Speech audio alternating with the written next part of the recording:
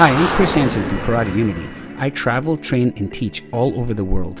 I cross-train with others because I believe that no style is the best, as you can always learn and improve on something. It's important to embrace similarities and learn from our differences. I also speak with amazing people to gain insight into the martial arts. Coming soon, we'll bring on Hanshi Cezar Borkowski, a martial arts veteran with over 40 years of teaching and learning experience. He has one of the largest and longest running karate schools in Canada, with 15 schools and thousands of students. Hanshi has traveled all over Asia to learn and share martial arts. He's a phenomenal Canadian martial artist, coach, and mentor. I can't wait to speak to the man and bring you this wonderful conversation. Please subscribe to my channel for amazing cross-training content. Stay tuned. Hey guys, welcome back to the Karate Unity channel, podcast edition. I'm your host, Chris Hansen from Karate Unity. Our content focuses on cross-training in other arts and combat sports and tactical combatives to make your base art better, and in my case is karate. Our content has technical videos along with podcast interviews with amazing guests from all over the world. And today we have a special guest, over 50 years of teaching and training experience, 15 schools in Ontario, one of the largest and longest running karate institutes. He produces around thousands of students and competitors. He's a former fierce competitor in the karate circuit, and I refer to him as the karate internet. Has established strong ties with Southeast Asian and Asian martial artists all over the world. And may I present to you Hanshi Cezar Borkowski. Thank you so much. It's such a pleasure to be here with you. I've heard so many great things about your podcast, about your seminars. It's just a pleasure to be here. So let's get going. All right. We've got, the martial art world is a very small one, especially, when you put in decades like you and me both. Our teachers have spoken about each other. And in particular, Vic Arnould, founder of Dainichi Kempo, this system right over here. He spoke highly of you, and he was actually a judge at one of your Kobudo competitions. And he said he witnessed and graded one of your Bostaff katas. I'd like to know your experiences with Vic. Sure, of course. I met him through, I'm not really sure which group he was with, but he was briefly at the beginning of Aiki Kempo. Yes. Ron Yamanaka. With Ron, correct. Bill Ashton from Oshawa and a few other guys, Ken Hayashi and Pat McCarthy. They formed this group, was really headed by was Ron Yamanaka's idea, but Bob Delgish was the senior, and they formed Aiki Kempo.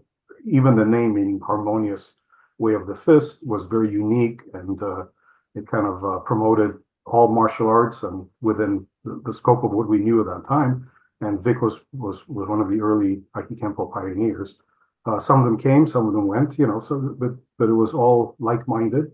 Even the people who went and established their own traditions, they were still very respectful of the group. And I was never formally part of that group, but I did seminars with them and I traveled with them, and they're very, very close friends as well. So Alex Atkinson, Pat McCarthy, Ken Hayashi, all those guys. So, that was kind of the moment where we kind of became connected through Aiki Kempo. Yeah, that's right. All those names ring a bell. Ron Yamanaka apparently is still alive and active. His daughter and I, we collaborate. We've had some events together, and I think I had the pleasure of training at one of his seminars too. I think year before last. I want to tell you what a small world is. My wife Marion, she was Ron Yamanaka's wife Brenda's birthing coach for Jamie. Oh, we were actually in the hospital when she was born. So it's a very small world. If you actually look at if you go back in time, people were very connected, and we all come from the same source.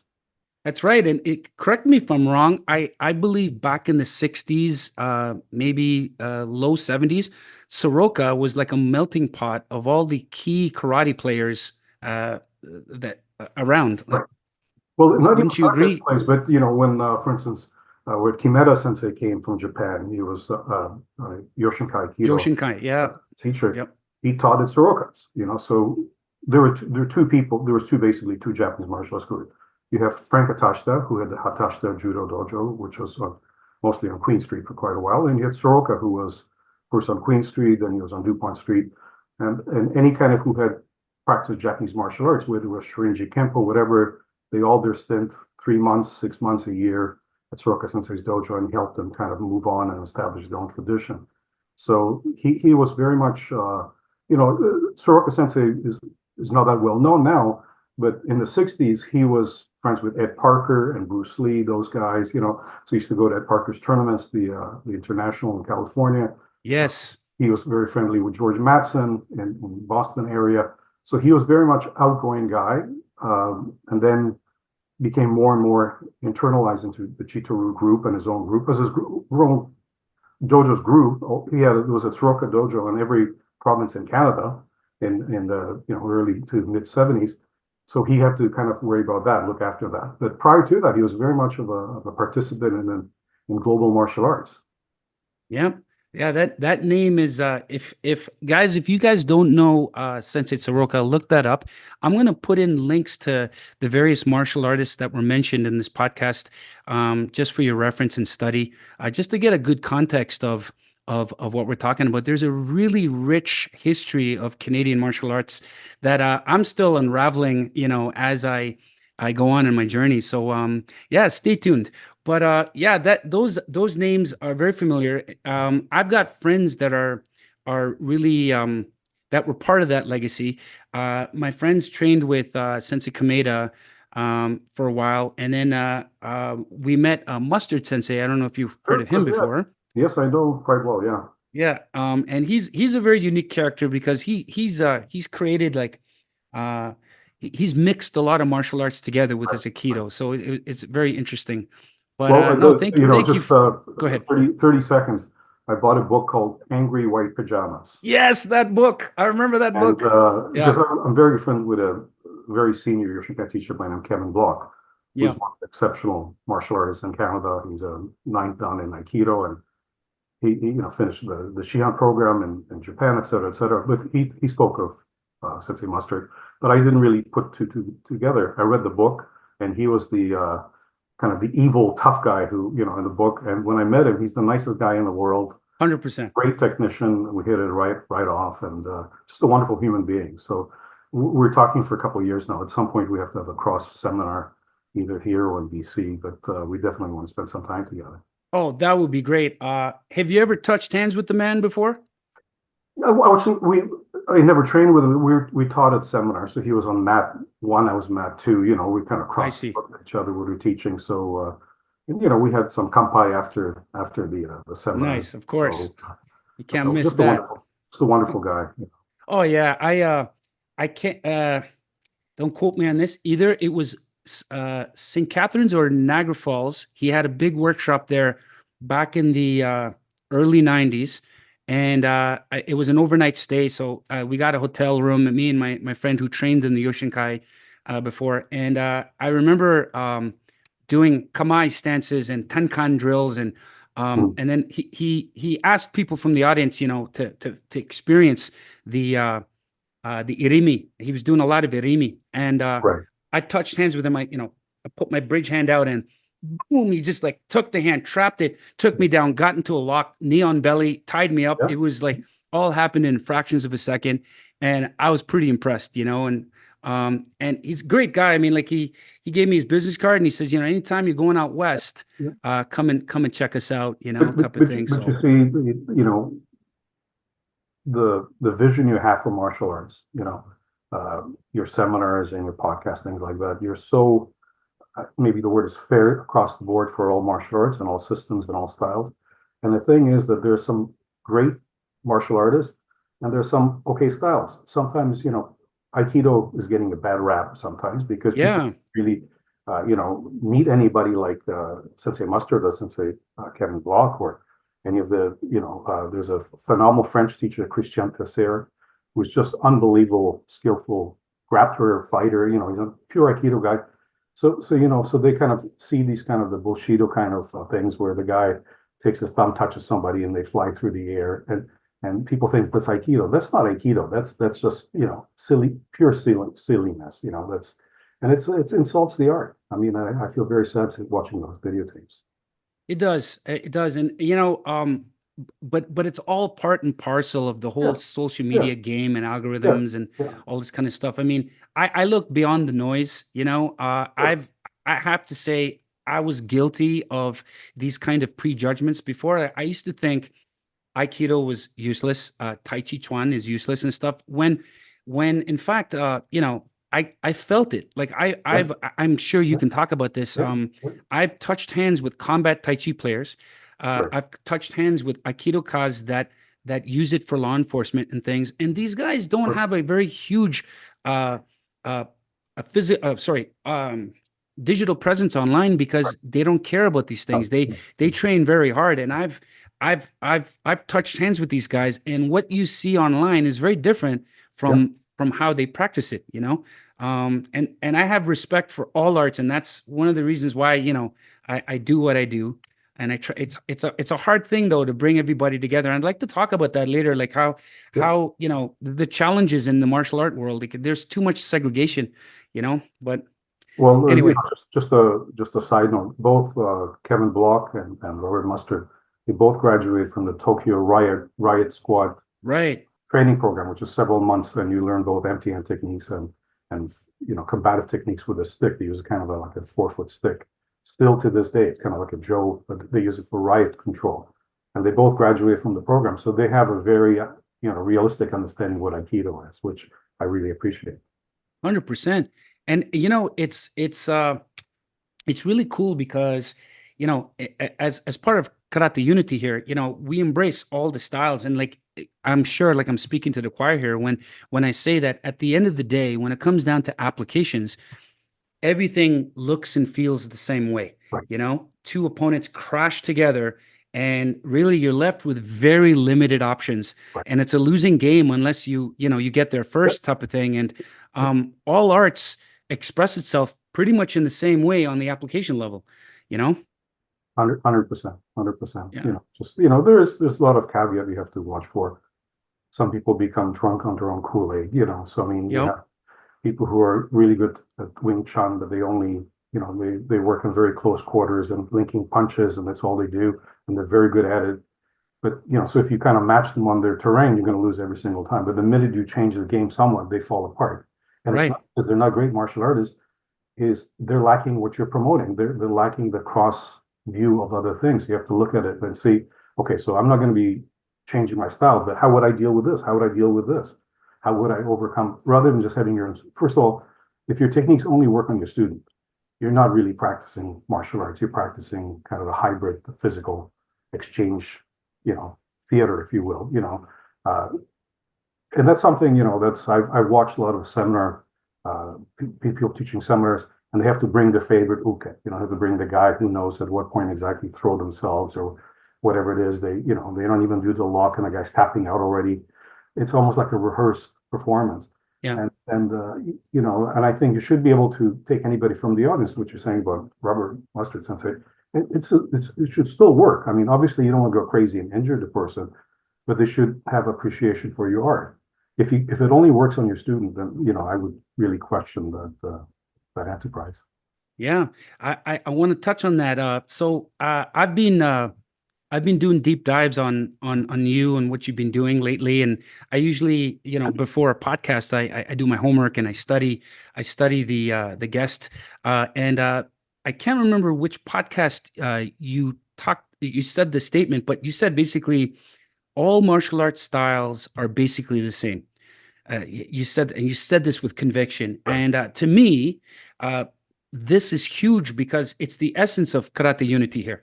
I'm trying my best to build, a collective of martial arts artists and combat sport players globally to cross-train and share ideas, etc. And, I've realized, we are more similar than different. So the question I have for you is like, what made you realize these similarities? And what are you doing now in your own personal practice and business to promote this, since you feel so strongly about this? Well, sometimes necessity is the mother of invention. When we started training in the 60s, we really didn't know very much. I mean, we were very good at very few specific things, standing in horses for an hour and punching, those kind of stuff. Very few exchange drills, and then you would spar. And there was no really training for distance or timing or anything like that. You went from doing static exercise to sparring. Okay, then the Taekwondo teachers started arriving in Canada. You had Chong Li in Montreal, you had Park Jong-soo in Toronto, and Chong Li came to Toronto, and they were doing things, jumping up in the air, 10 feet up and breaking boards. And the thing is, it wasn't the fact that we were jumping up breaking boards 10 feet up in the air. We realized that was possible. So the minute we saw that, a month later, we could do the same thing. So basically, we were not aware of those things. You have to remember that in the 60s, there was no internet, there was no videos, there was no DVDs. So I would save my money and buy 50 cents a magazine, Black Belt magazine, once a month. And there was a picture on the cover of a Muay Thai guy. There was a picture on the cover of a ninja thing. But we saw the pictures. We couldn't really imagine what it was. It was just like like Predator, like on a cover of something. You see this guy with armbands and shorts and holding his knee up and like, wow, this is so exotic, but we don't really know what it is. And then gradually with 8mm movies and VHS tapes, things like that, then everybody became an instant expert because you can really look at anything. But prior to that, it was, when Gozo Shiora came to Canada twice. He was at the Japanese Culture Center. Every karate guy in Ontario came to watch Gozo Shiora. Right. We really didn't know what Aikido on a high level was. And, he's a little guy, 4'11", whatever he was. Yeah. He's throwing people left and right.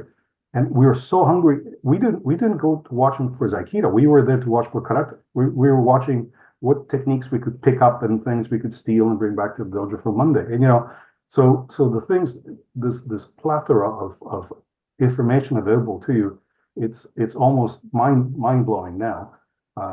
Go back 20, 30, 40 years, very, very tough. It was a horror publication books where you'd go to Chinatown and buy some book in Chinese with some guy kicking, but you had no idea what it said, but you still bought it because it's exotic, right? So I had to exactly. You just touched on something. I remember going to Dundas and Spadina. Of course, there was a bookstore. Yeah, of course. Do you remember the bookstore Sunwa bookstore? Of course. There's only two bookstores. I love that bookstore. Elizabeth Street, and the other one was closer to where AGO is now. That's right. I was a regular there. It was not even the book. It was the exotic handling of a picture of a guy in a satin uniform on a cover. Yes. And inside was cheap print. I bought these two books, which was Lee's Secret Leg Maneuvers. I'm sure you have this, and Lee's Iron Palm book. Yes. So it showed you how to break a stack of 20 bricks if you bought this particular liniment. But I could never figure out how to buy the liniment, so I could never break those 10 bricks, Yeah. Oh, you just took me back. You just took me back to times. I have a shelf upstairs, like one whole row of books from Chinatown, and magazines. Yeah. But this is awesome. Since we're talking about media and things, so learning and development back in the 60s and 70s, we didn't have YouTube, we didn't have video, we didn't have video like we have now, social media, etc. We had black belt magazines, like you said, VHSs and stuff. So if you could just comment on how the modern media landscape now has changed martial arts learning and training. Well, it is, like I said, everything is a touch of your finger. If you want to find out how to do Kushanku or Chatanyara Sai or learn how to do 25 guard passes, you just touch a button and everything comes up. Everything is there curated for you. It's overwhelming, but there's a problem with that is that I believe that YouTube and podcasts are good to reaffirm things that you're learning at a dojo. I don't believe you can actually learn offline per se. Even if you're doing karate teacher and you're learning pseudo BJJ from videotapes on, online, you don't have proper foundation. You need a teacher saying your knee goes 6 inches to the left. So sometimes too much information is like, going to a Chinese buffet restaurant, Mandarin, whatever. You have no idea what to eat. There's so many choices, so you end up eating 3 things, right? And if you try to eat everything, it doesn't really work out. So I think it's all question of almost like foundation of the building. You have foundation. You could be multiple martial art practitioners, but I think you have to have a base. So karate is actually one of the best bases. I have a very good friend. His name is Alan Sai, and he's the foremost jiu-jitsu teacher in the world. That's all he does. He does seminars, and he's an amazing teacher, developed his own system. And he says to me, your students are going to be so good at jiu-jitsu because you have good stances. He says most jiu-jitsu people they don't worry about stances, they worry about engagement. So and we talked about, like Yoshinkai Aikido, they have forms where they kind of do like almost like a kata when they're walking and turning, how to keep your spine straight, things like that. Correct. So what I think is lacking a lot of people is basics, So they know the fancy stuff, but the basics are not so clean. And I think they're gonna fail at some point. Yeah, I mean, I'm biased because I studied karate for a long time, so I 100% agree with you. Right. I mean, think about the times when we were coming up the ranks. I mean, we spent like I'm sure we'd have some common stories to share. When I was in say Kwai Wong's club and with Vic Arnold, we would Right. spend weeks and weeks just on Kihon. Right. Kihon and Kihon and Kihon, and we'd get shinais to parts of our bodies that were incorrect. That kind of training teaches you stuff, man. So if you can maybe just touch upon, the old school Kihon type of training, for those who I've have that missed, Yeah, it's just, there's specific things that stick in your mind. When I was coming up, when I was a teenager and competing in the adult division already, there were three kind of champions locally that people really admired, and they were Tony Fassetti, Wally Slokey, and Ted Martin. Wally Slokey. Ted Martin worked out at the Y, where I was teaching kids karate a couple times a week, so we always run into each other. And in the big gym, which is the size of full basketball court gym, he would do front kicks from one end to the other. In his running shoes, I never saw anybody in karate ever wear running shoes. He wore running shoes. And usually train in a t-shirt. This was late 60s, early 70s. Nice. Just march up and down. I would teach my kids class, come back. He was still throwing front kicks. So I don't know how many front kicks he threw, but the first term I saw him fight, he fought a guy named Fern Colero from Quebec. And he threw a front kick, hit the guy in the shoulder, and broke his shoulder. So, Ted was, Wally Slokey was superbly versatile, flying scissors, and could throw every kick incredible. Yep. Tony Fassetti was not just a great karate guy, but he also trained Hung Lok, and with Paul Chan, he was a really good all-around martial artist. But Ted Martin was very, I don't know, almost, I don't want to say the word limited, but it's an insult. It's kind of the opposite, maybe a specialist. He basically did front kick and reverse punch, and he destroyed people left and right because he did it better than anybody else, So, like I said, we certainly knew less, but we practiced more. Yeah, for sure. That's one thing I think, how could I say, a marker or some proof of traditional training you can see now in the modern world. If you take a look at, say, let's just name drop some UFC fighters that had traditional training. So let's think of some. Machida. Of course, Leon comes to mind, but but Chuck Liddell, all those guys. Chuck Liddell, that's right. Is a Kempo guy. There's so many, and when I meet a lot of BJJ people on a very high level, they say, "Oh, I was a black belt in Shitoru before I took this up." And I'm very good friends with like Renzo Gracie, and I know Jean-Jacques Machado reasonably well, things like that. And they have such respect for all martial arts.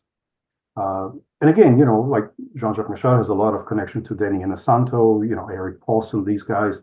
Yes. So there's a lot of respect for karate, Filipino martial arts, Chinese martial arts, things like that. We're on a higher level, like I said. It's not your brand. You realize that you're just doing an expression of movement and your experience is coming through on the mat, whether you're doing stand-up or ground fighting or fighting with weapons or defending against weapons. There is no karate punch. There's a jab is a jab. It doesn't really matter if you're doing boxing, MMA, or karate. Jab is a jab, and a reverse punch. And people, will go Love into that. details. Yeah, details like saying, no, but in our style, we rotate hips like this. Boxing is 4 punches: jab, cross, uppercut. Yeah, it's the best sweet science in the world of knocking people out. Yep.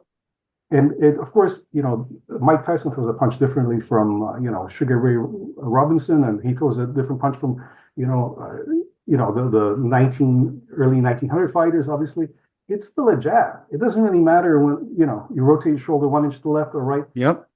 And people focus on these kind of small differences, like they worry about that. And the punch has no power. I mean, it's all about the product. It's not really about the theory of the product. Yeah, the end result. And you know what? That to me, what you just said there is a game changer when it comes to teaching methodology, because I when I was younger, and a lot of my friends are subjected to this, Right. we tended to get micromanaged a lot on our technical stuff. And and fair enough. I mean, when we're younger, it's like language development. You gotta know how to hold your pencil. You gotta have good Yeah, posture for of writing course. letters and stuff. But at some point, you gotta let go. Yeah. And at the end of the day, you gotta focus, as you said, on the results, right? So a Yes. punch is a punch. If you can intercept in there, it doesn't matter how you do it, you got it, right?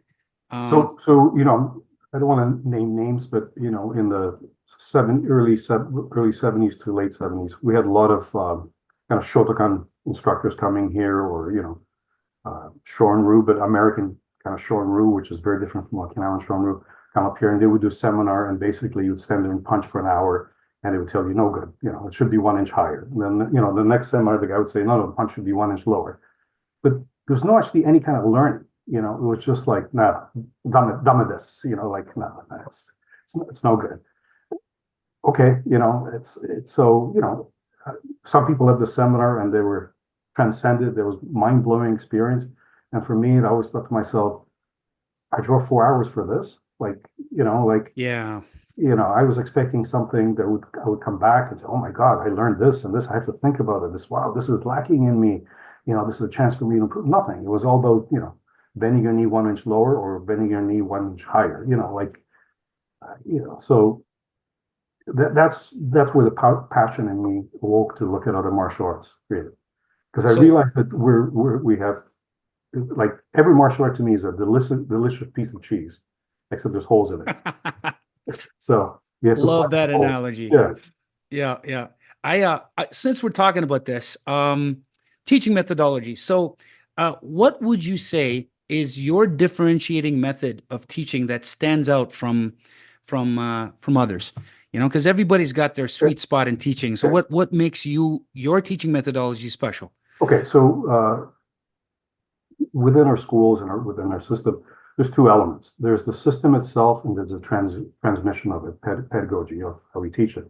Yes. We work more about that because, as I said, a punch is a punch, but how you teach the punch, how do you convey the experience of the punch? How do you motivate students to throw a better punch?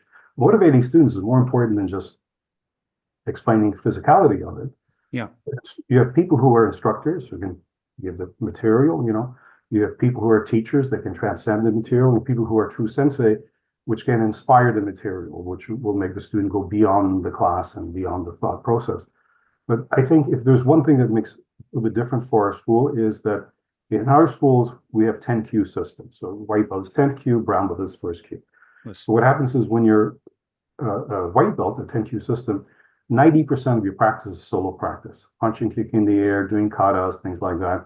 And gradually, with each step, it shifts and shifts. By the time you get your brown belt, 90% of your practice is with a partner, whether you're doing engagement drills, pad drills. Even the pad drills have to have mobility. We have almost like katas for pads that we designed. That is simply, how do you design this drill? There's something lacking, so you have to design the teaching drill to improve that technique and meet those needs. So our karate system is probably a lot closer to jujitsu, even though we do practice a lot of katas and a lot of kobudo katas, things like that. But if somebody throws a punch, all our students are very comfortable to sidestepping or dodging it, or locking, parrying it, or trapping, whatever. Yeah, exactly. Because you can't say that's not my system. There's no such thing. That's not my style. Yeah, yeah. So there's room for problem solving. Right. So I guess what I'm trying to drill down at is, and you've more or less answered it, but I just want to just take a little bit of a deeper Sure. dive. So, at what point in your grading, or in a, say, if someone walks into Northern Karate, Right. okay, at what point do they start to problem solve and start feeling the technique, as opposed to just learning rote rudimentary routines? Like I said, you need first foundations, good basics, right? So Yes. you have the good stances, good transitionary movements. good pad techniques, right? But pad techniques go beyond just doing a round kick on a pad or doing a cross punch on a punch. Also blocking with pads, figuring out how the pad actually hits hard on your body, so the block is not static, but it's active. Yeah. Those skills, and gradually you progress with, we start doing close quarter grappling, things like that. But our grappling, again, it's not so much sport oriented; it's more self-defense oriented than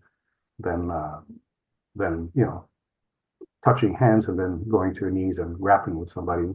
Even though we have students doing that, I have several students who are black belt and brown belt in BJJ now, which are very, very successful.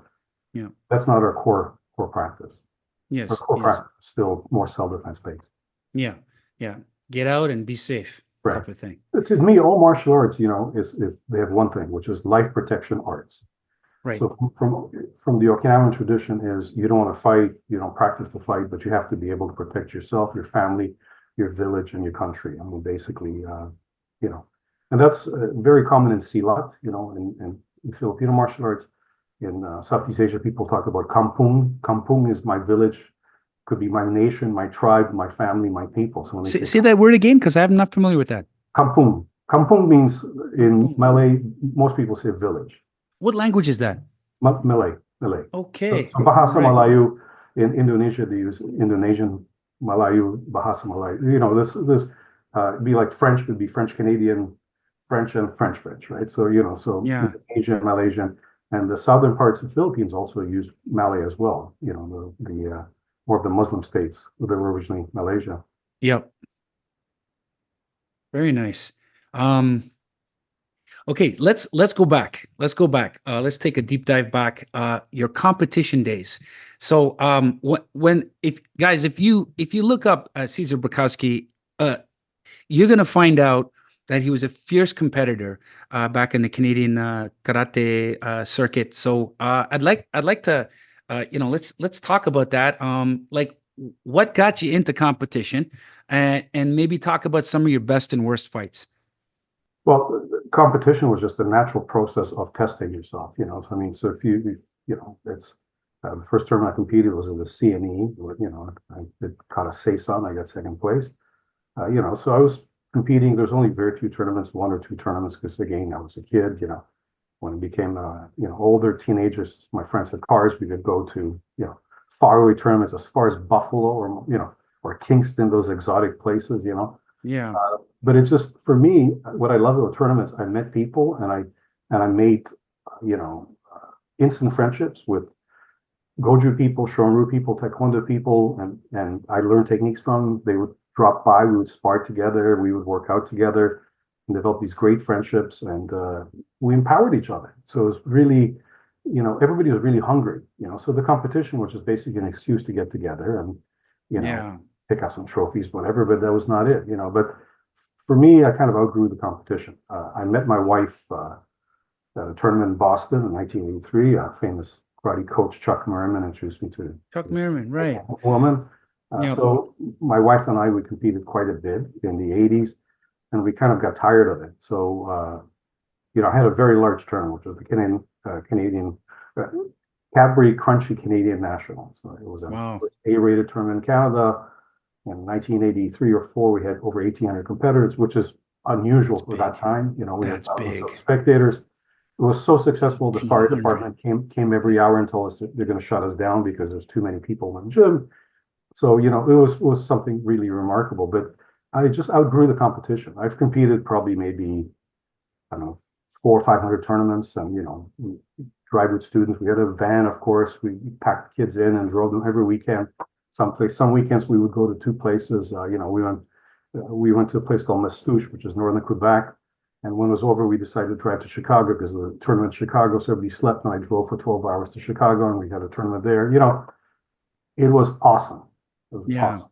And then it kind of got played out. It was time to look for a next chapter. And my wife and I, we got on the plane, went to Hong Kong, and went to China, just to see martial arts, because to me Okinawa was like Valhalla. It didn't, was a concept but not a place.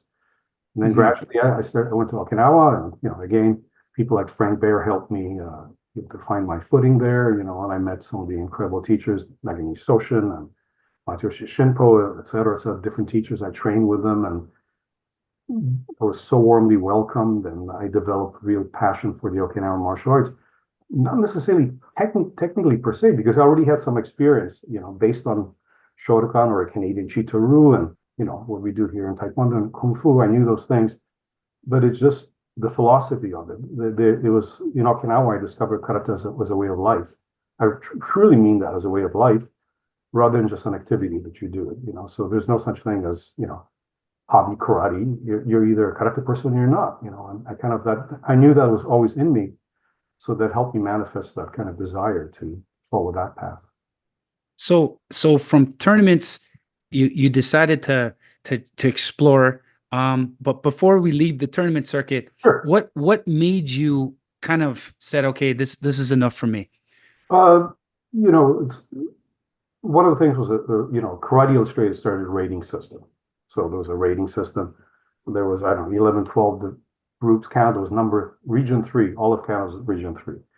So when the rating started, I looked, and myself and Steve Luslas and Veronica dos Santos and other students, my wife Mary, we're all listed in there in some category, third in this and fourth in this, second in this, whatever. Yeah.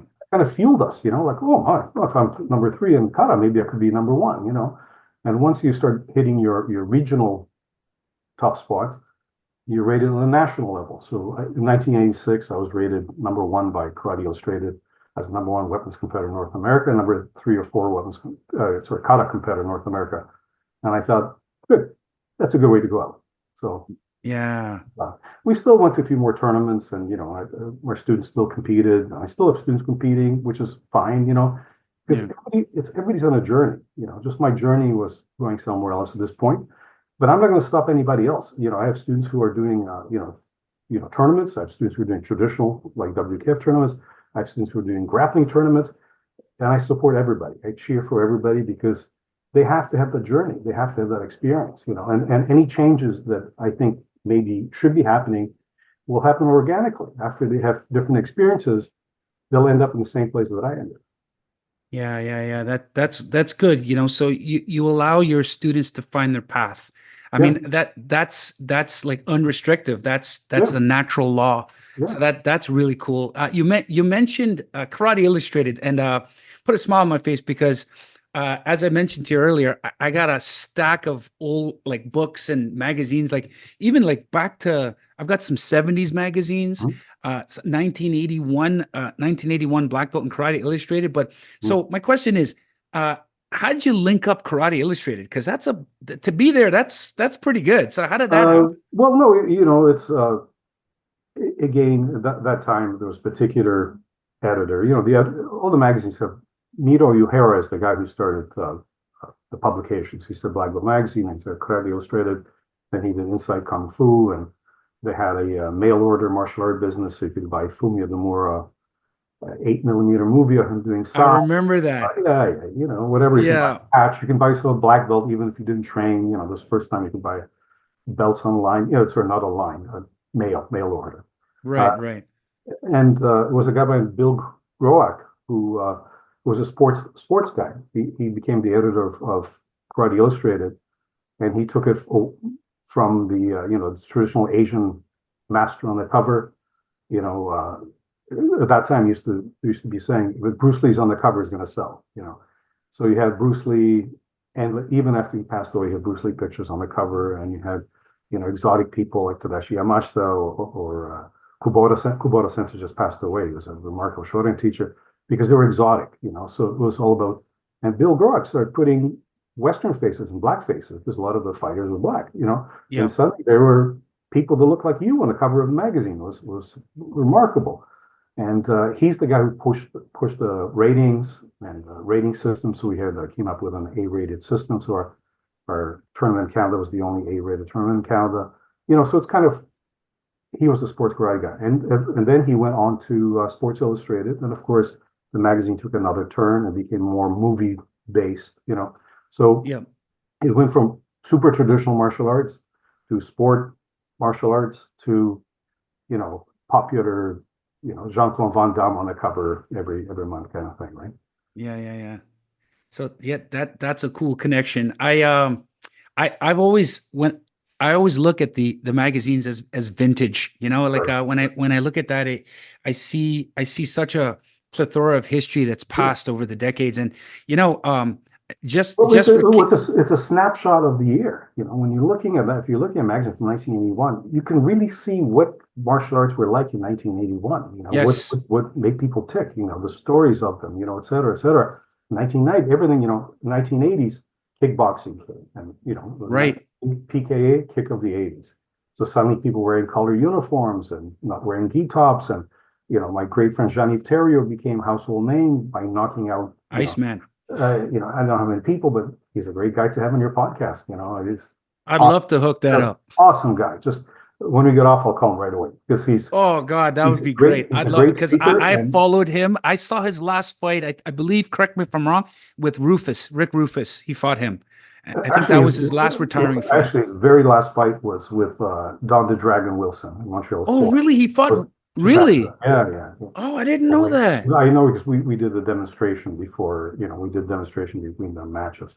So I've known him Okay. for a long time, but he is an incredible guy, smart as a whistle, and the most gentle, kind, soft-spoken guy you ever met. I'd love to chat with Yeah, him if and you could make that happen. But anyway, he personifies my belief, which is people who are really skillful and people who are knowledgeable, they whisper, you know, and people that yell and shout have something to prove, really. It's yeah. so I teach with him in seminars. I'm going to see him in November in Ottawa. We have a great time. What a great guy. But also, Jeff Smith is a great guy. Bill Wallace is a great guy. Joe Lewis is a great guy. It's if you meet these people one on one, Chuck Norris is a wonderful human being. I met Chuck Norris a number of times.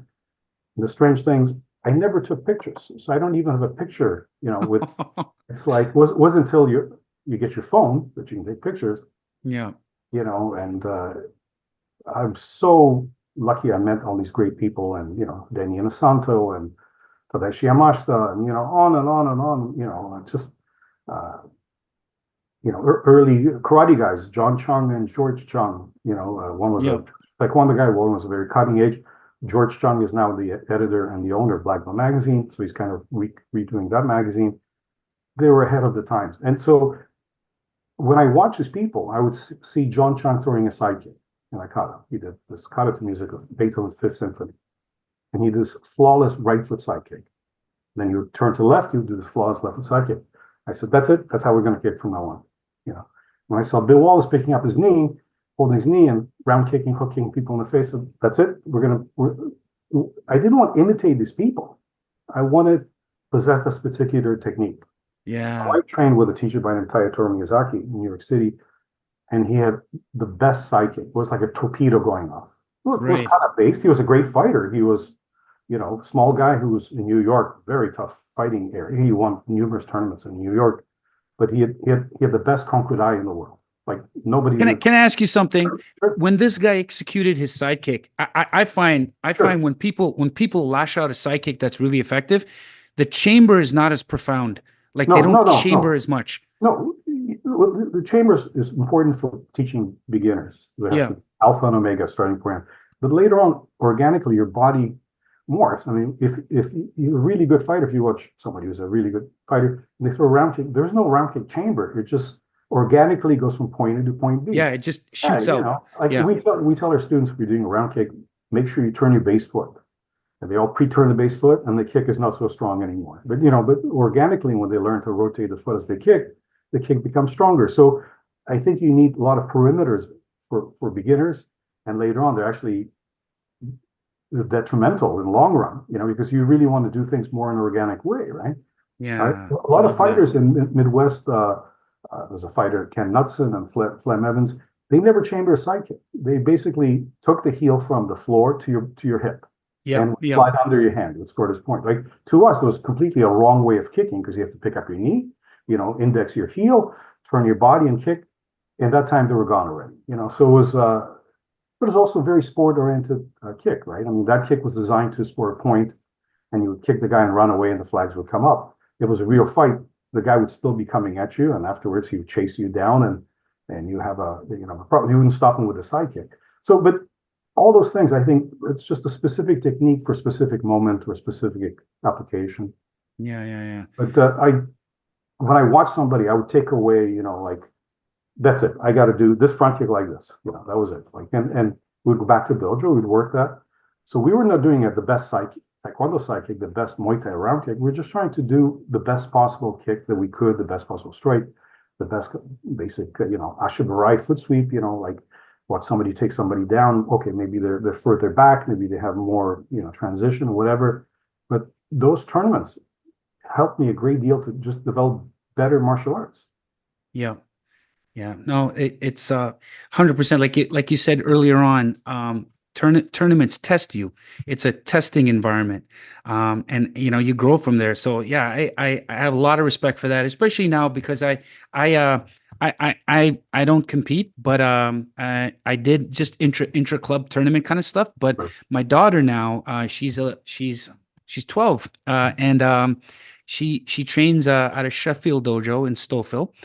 Steve Sheffield. I don't know if you're familiar with that coach, but phenomenal judoka. And anyway, I'm a tournament dad now, so I take her to tournaments, and I'm starting to get into it and starting to see, strengths and weaknesses and stuff. And I see that, tournaments are so good for development, because you take it back and you just learn, but I want to go back. So a gazillion people, and especially in Okinawa, and I want to go there. I haven't been there. I've been to China. I've been to Shaolin Temple, and I've seen a lot of the training there and stuff. But I want to go to Okinawa. My question to you is, how did you begin? How did you step foot in there? Like how did you establish all these connections that you do to all these masters? Let's move to 2024. Okay. Yeah. You have 3 or 4 travel companies which are based in Okinawa now. Okay? Yeah. And through the government, they developed a karate tourism program. Okay? So anybody, a white belt, can go to Okinawa. You contact Agashio or these different companies, and they'll arrange everything for you. And it's all pay as you play. If you want to train there, it's $50. If you want to train with a 10th dan in this style, it's $500. And wow. It's all, but going back 20, 30, 40 years, very, very, very, very, very different.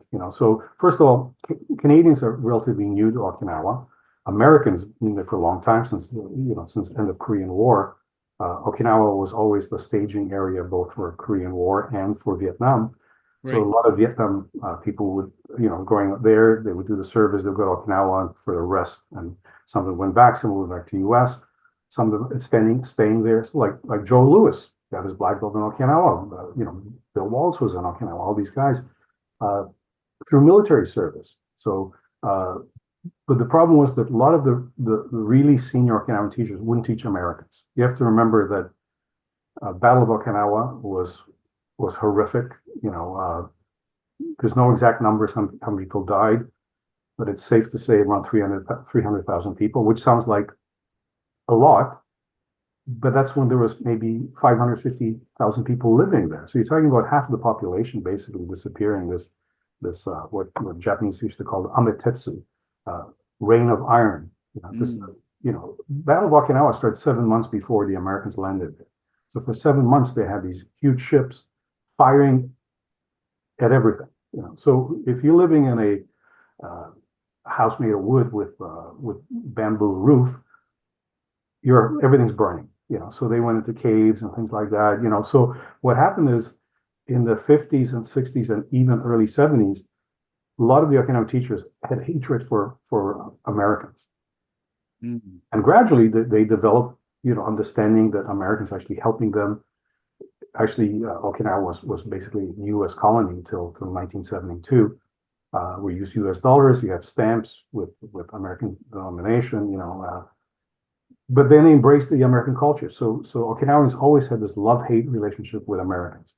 And Canadians, we look like Americans de facto, So it's, a lot of times we kind of, they don't want to, this particular ethnic group in their dojo because they think, their grandfather and grandmother got killed by these people. But that's changed. That generation obviously is dying off already. I mean, it's very few people in the 90s left there, even though Okinawa is the place where we have a lot of people in the hundreds, it's one of the blue zones. But the culture has changed quite a bit, and so you had American instructors would gravitate toward where the army bases were. So you have some Okinawan teachers who would teach near army base, right? So they kind of lived on, American students. And it's already in, the 70s and even 80s, they would charge $5 to the Okinawan student and they would charge the American $35. So, it was a way of making a living for them. But when you went to the central to South Okinawa, the Shuri area, which is Naha and Shuri, but people who called themselves of higher class, they didn't want to teach Americans. And gradually they learned that they're great people, so now you have Russians, Americans, high-ranking people training in Okinawa, but that was not the case. So going back to initial way of going to Okinawa, you would have to be recommended by somebody. You couldn't just walk in somebody's dojo and say, "Hey guys, here's my $50. Where I pick up a gi?" So letter of recommendation. So when I went to Okinawa, I had a letter from Frank Bear. Frank Bear, right. So I had a letter. I went to the Magnin dojo. I sat down. Except between Okinawa and Toronto, there's a 13-hour time difference. So I was there about 7 p.m. So they made me sit. They gave me a oolong tea, a can of oolong tea. Love that. And I had to wait till they got Frank Bear on the telephone. So that took hours before it was 10 a.m. finally in Toronto, whatever 11. He came on the phone and they wanted the letter's authentic. Wow. Yeah, the letter's authentic. He's a good guy, he's a black. Checked out. So that, okay. They said, okay. Frank Bear says, "You okay? Put your gi on." Right. That's how I started. And then from there, this teacher would just meet this teacher would meet this teacher, et cetera, et cetera. It's like a game of telephone. And, so it's just a blessing to get in. But those things don't exist anymore. You can train anywhere you want. Every dojo has a website, and they have an American. So it's very commercial, would you say now? It's not commercial. It's accessible. They want to talk the world. Yeah. And around middle of 1990s, the government got heavily involved in karate. 1995, they had pre-world championship, 97 world championships, and they courted foreign people coming there. And now there's, so you have the Budokan first, and now the Kaikan. They're specifically designed for groups coming in from overseas and using the facility. So they go out of the way to welcome visitors. Right? It's completely different. So I guess I want to ask, first thing that comes to my mind. Okay, so getting invited through letter. Oh, by the way, I wrote the name down. Aubrey Brawley. Yes, yeah. He's the gentleman that actually trained with sometimes with Kwai.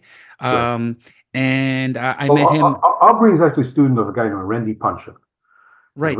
Punchin is a black belt for Koi Wong, and he ran Northern Karate Barry. So Randy joined our group for about 5-6 years. He ran a dojo there, and then through health problems, he closed it down. So I met Aubrey when he was a little red-haired kid. That's right. Right. Yeah, so, he runs a great podcast. Once when I was just visiting Collingwood, I popped, but like everywhere I go, I'm sure you might do this too. Like I'm always looking for martial artists to talk to, of course. Right? So as soon as I see karate school, I gotta go in and talk to the guy. So I went in there, and then we just found out that, oh, you're the guy that I met when we were kids. Like so we ran into each other when we were kids, and he knows Mr. Bear. He knows Kwai. He knows a lot of the guys that very intelligent since he was a kid. Sharp kid, good basics. Now he's a very skillful practitioner, teacher. It's wonderful to see, this growth.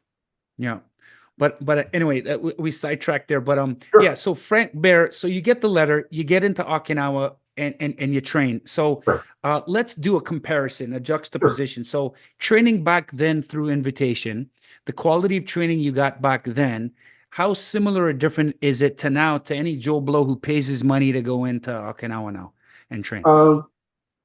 Even though I didn't join the Matsubayashi, dojo in the Kodokan, Nagimi Sensei dojo is called Kodokan. I was not a member of Kodokan.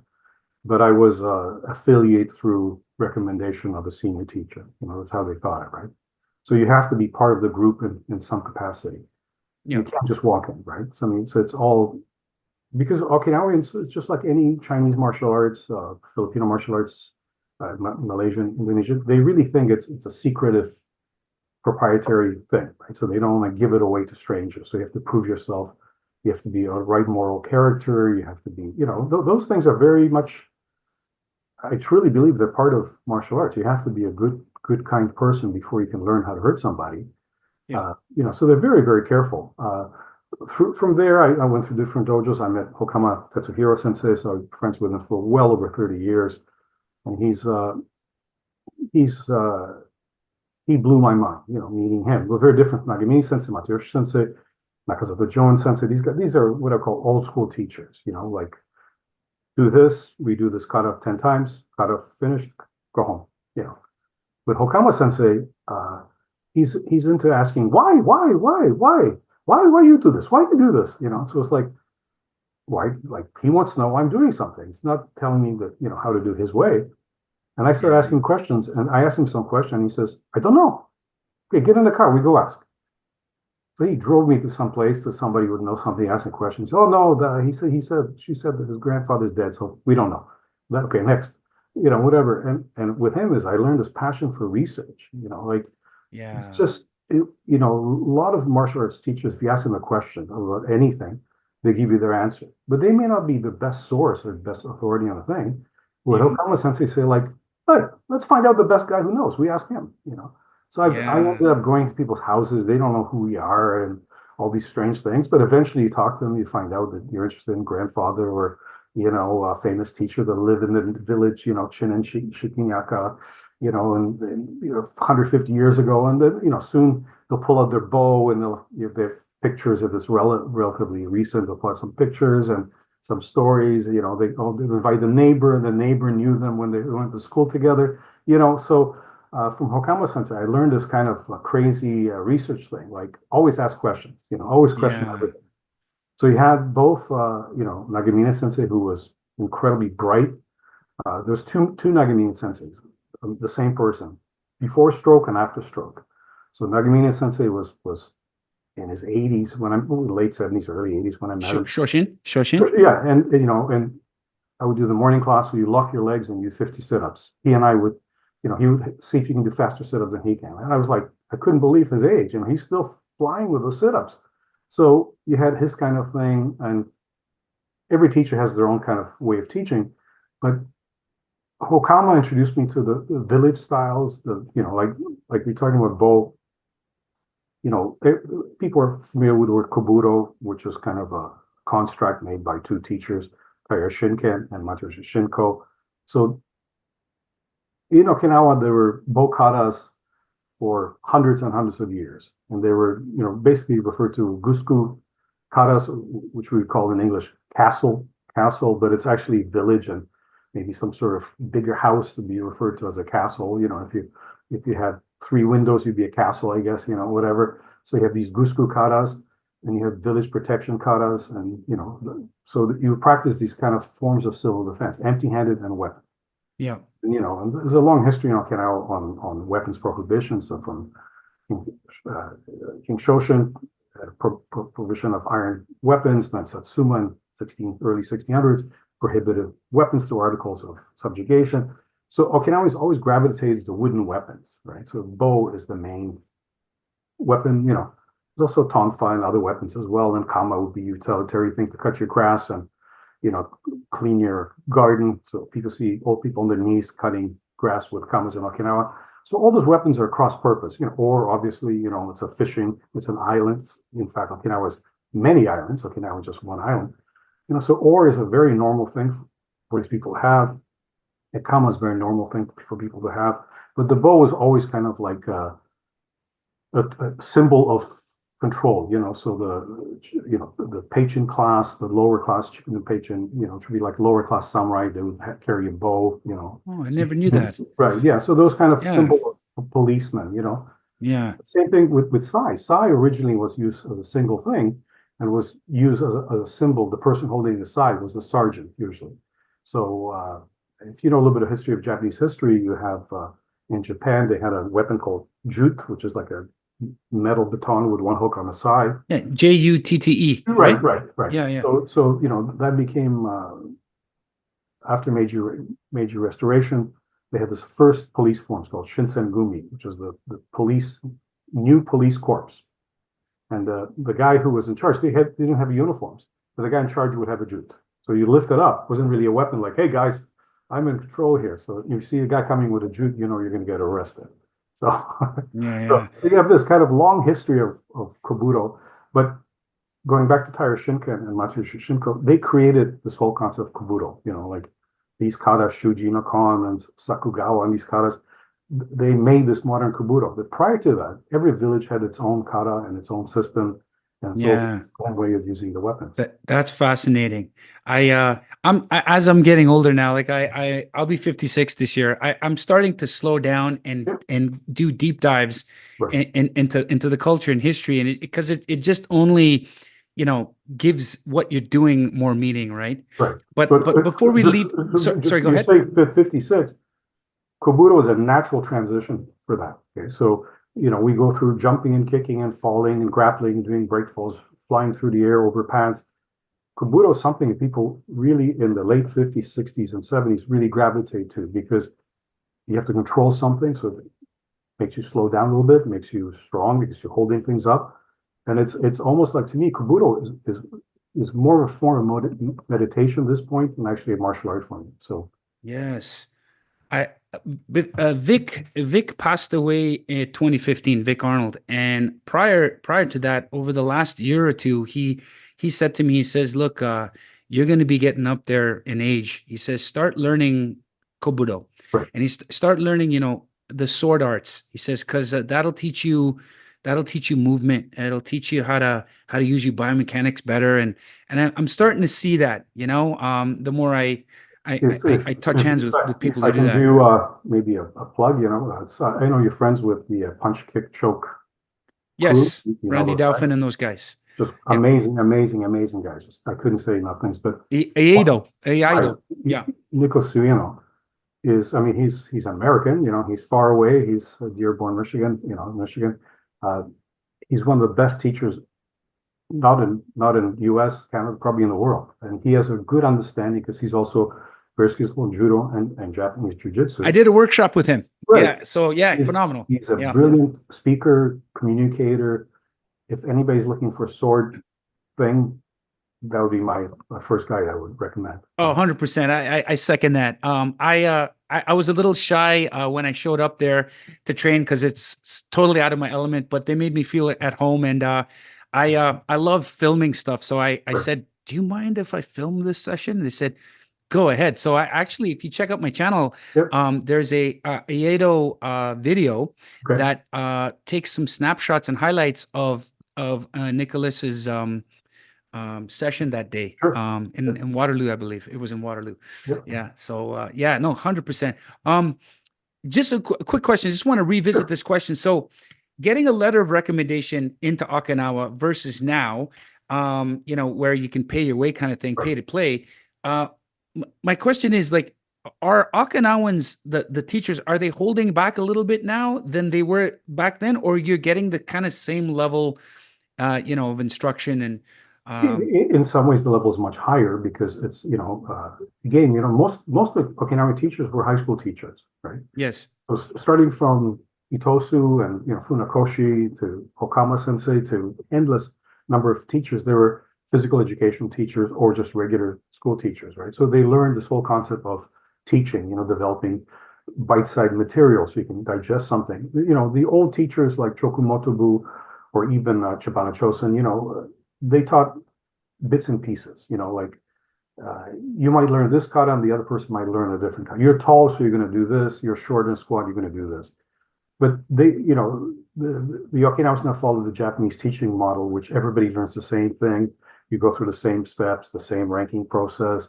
So it's about building a group versus an individual. So even when Funakoshi went to Japan, he didn't have such great success, even though he had great success being covered in magazines, things like that. It was his son, actually Giko, who developed the concept of teaching 50 people in a room. and a lot of Okinawans actually, believe this, they learned how to teach group classes from the American students because they were American, let's say GIs, and a lot of them were Marines. So they knew how to, the whole thing about knuckle push-ups. Have you ever done knuckle push-ups yeah. Okay. We used to bounce Okay. across the floor. So the Okinawans didn't do that ever until the Americans in the early 60s started doing that. They saw US Marines doing knuckle push-ups I didn't know that. in gravel, right? And Okinawans said, well, this is a good way to keep your wrist straight because they only punched makiwara and the different kind of punching apparatus. So the knuckle push-ups, the quintessential thing, what you think about karate exercise, came from the US Army. I didn't know that. Yeah. Cool. Okay, so I'm doing a time check here, Sensei. Sure. It's 5:05. How much time do you have left? Do you want to? Another 15 minutes, certainly. 15's good. 15's Sure. good. All right. So let's jump into some juicy stuff here. Sure. Okay. Let's talk business a little bit. Sure. So 15 schools. Right. In Ontario, you have a student base of over 1,000 people at least. How do you manage all of this? I mean, from quality control to personal development and keeping your own training goals going. I mean, I've seen schools that have grown and things, the quality has dropped. But Right. I mean, I've touched hands with some of your senior students, and they're good. You know what I mean? They're like, Well, right. So let's look at our 15 dojos. Yeah. I may be the founder of Northern Karate. Yeah. But we are Team NKS. Okay. So my wife Marion, Steve Uslis, Tony La Silva, Cos Bona, Sandro Simonetta, Don Mosconi. I can name all their school directors are really good martial artists in their own right. Okay. Yeah. We train together. On Monday I'll see half of them every Monday, or we do directors classes. I'll see everybody there. But they have their own passions. They have their own goals. Like I said, some of them are teaching BJJ as well. But we're connected through practice. So I wear gi all the time.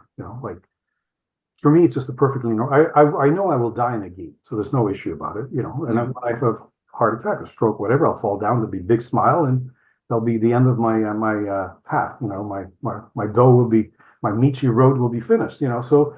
But they're also real martial artists, So I've known most of them since they were kids, right? So I watched them shape personalities, and I bet on them. I knew they were going to be great teachers and great school leaders because I'm based on the people they were, not on the martial arts skill. So I truly believe that you can teach martial arts to somebody who's not physically talented if they have the right character.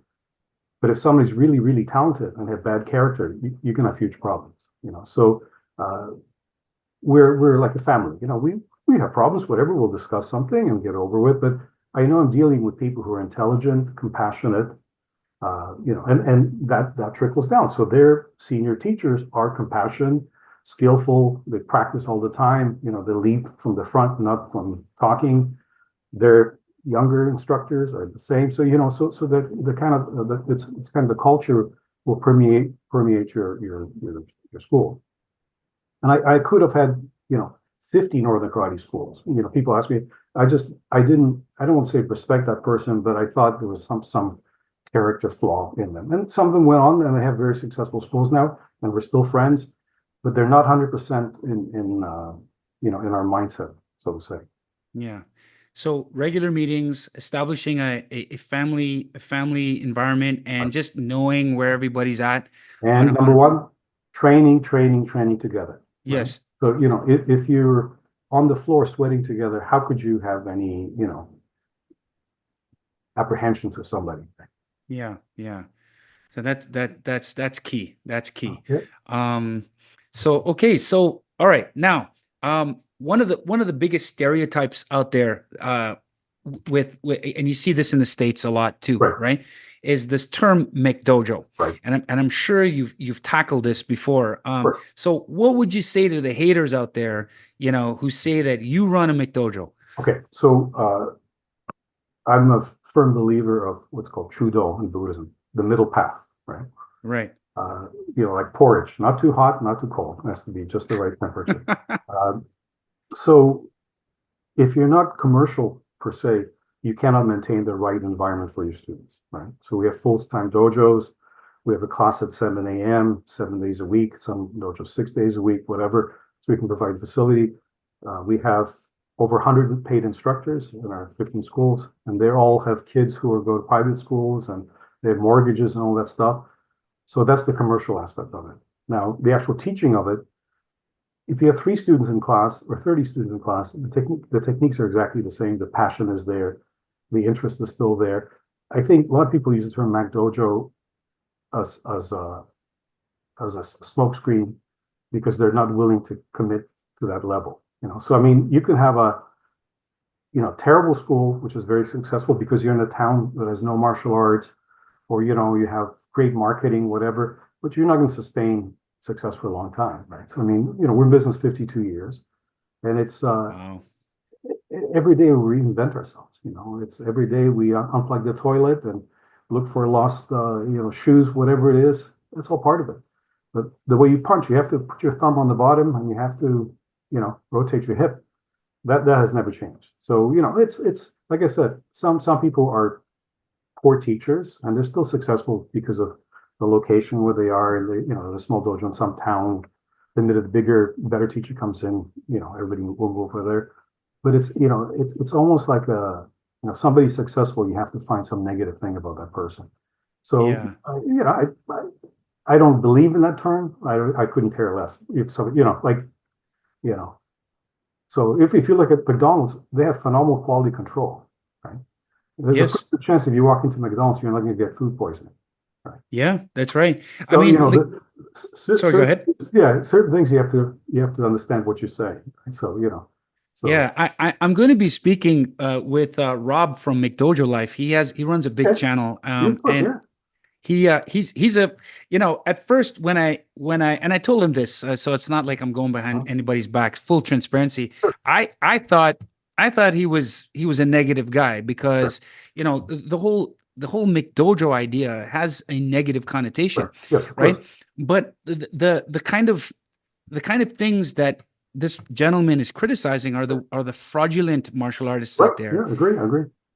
and so like, when you look at like McDonald's is a revolutionary Right.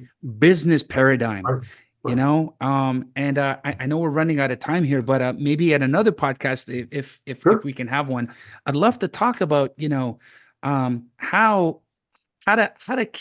how to structure that, because Sure.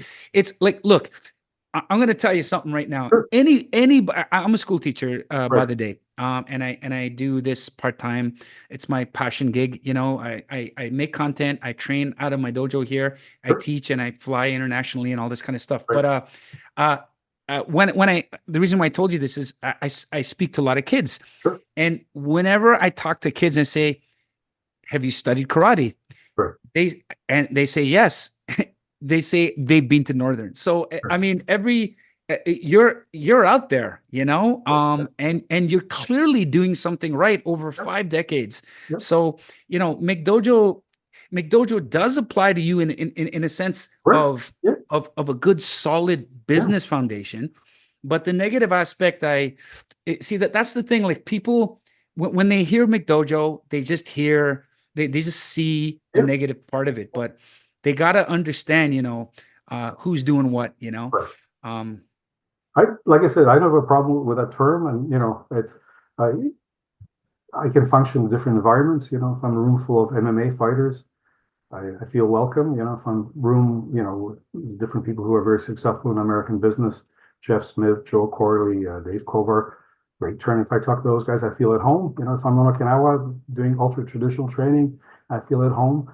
If you have to find a niche, you're not really a fully developed martial artist, I think. yeah. I'm gonna just spitfire a couple of Sure. quick questions because Sure. I know we got Sure. we're kind of strapped for time. So, Sure. books. You've authored The Idiot's Guide to Martial Artists. I've seen that all over the place. Modern Shotokan as well. And just real quick, like, what were some of the inspirations for you to write these things? Again, you're talking about the motor shotgun started in 1980.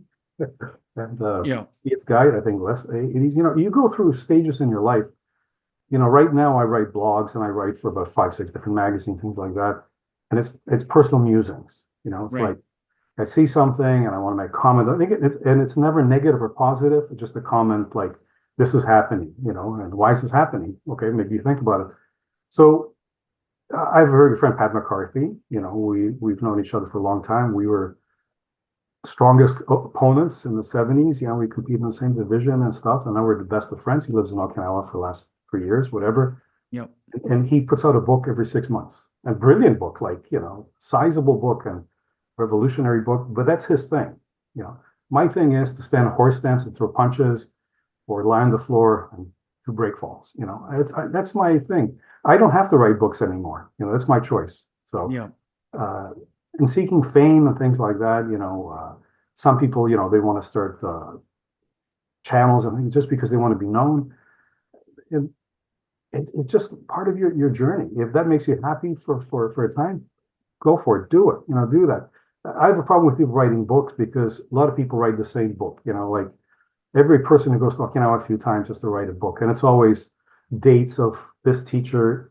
For me, if everything is available on a Wikipedia page, why do you need, put it in the book for the 150th time? So someone like Pat or other people, Mary McKenna and other people, Joe Swift, when they write a book, when I read it, I learn something new from those books. 90% of other books, they're written about Okinawan karate or Okinawan Kobudo. It's just vanity. They're vanity projects. There's nothing. There's no information. Just lots of pictures of the guy, and that's it. And so for me, if I pick up a book, I have to learn something. I have tons of books. My wife and I are avid readers, and I read a book at least every 2 weeks, if not every week. I try to learn, read books I'm the history nerd or history buff, whatever you want to call it. So I'm very interested in that because, Napoleon said that if you don't study history, you're doomed to repeat it, so politics, things like that. I'm very interested in things to see how things develop. Because I think a dojo is a microcosm of kind of that big world. So we have to be aware what's happening outside. So, yeah. Awesome. Well, I don't want to take up too much of your afternoon. I just got to say I'm so grateful that you came. We finally got a chance to meet. Listen, I would love to do another one on a specific topic. Like I think some guests you might have are maybe I don't know the word is cautious. For me, whatever I say, it's genuinely from my heart. So I'm not going to offend anyone because the people I deal with feel the same way. And I said, I spoke about Kevin Block and Robert Mustard, my wife, Steve Wooslis, Nicholas Suino, Jean-Yves Theriault, my friend John Terry and Pat McCarthy. All these people, these are the best people I've met in almost 60 years of martial arts, and they will tell you honestly, exactly what it is. There's no story. There's no pretense. That's the whole thing. The McDojo thing. When you're speaking to the gentleman, it's just ego. It's just if they show themselves for what they are, they're going to be not great martial artists. So you have to invent this veneer, this persona, who you are, and the fancy gis and fancy stuff. It's because the content isn't there, But, correct. So yeah. Thank you so much, Sensei. Before we leave, is there anything promotional that you'd like to talk about, or some final words to the nothing. Just to the community? You talk about Shu Ha Ri, talk about Shu Ha Ri, but yes, I actually changed that for our students. We have 4 characters and 3, Shu Ha Ri He, and for us is to follow, like Shu is be student, Ha, establish your own grow, Ri, transcend. Key for me is to return to the source, because a lot of times we start with something, and it's I don't know if it was Tennyson, somebody, there's a poem about if you travel around the world, when you return home, you're going to discover it was first time. A very famous poem. I can't remember who said that. But it's a lot of times we have great background, and if you start from a Shorin root practitioner and you start doing BJJ and you become good at it, you can go back to your Shorin root and say, wow, this was really good. I didn't realize how good my dojo was, how my teacher was. You have to go outside sometimes to appreciate something. So it's just an ongoing process. So for me, is about develop personal philosophy of stuff, much more so than commercial stuff. Because commercial stuff, I do that every day. We have to bring new students. We have mortgage payments to meet, and et cetera, et cetera. So that's an ongoing thing. We have huge gradings. I have twice a year. I have a grading anywhere from 200 to 250 black belts. We'll receive the black belts, twice a year at university. So that's an ongoing thing. I don't do many seminars. In the 90s, I did tons of seminars. So I travel all through Europe. I've been to, Sweden, Norway, France, all, several times. And again, I got that on my system. Like I was a tournament, the seminar guy. So I was a tournament guy. I was a tournament promoter guy. I was this guy. And now I'm just a guy who enjoys martial arts. That's nothing to promote. Tomorrow I go put on a gi and start all over again. Awesome. And thank you guys so much for watching. I really appreciate that. Chris Hansen signing out. And until next time. All right.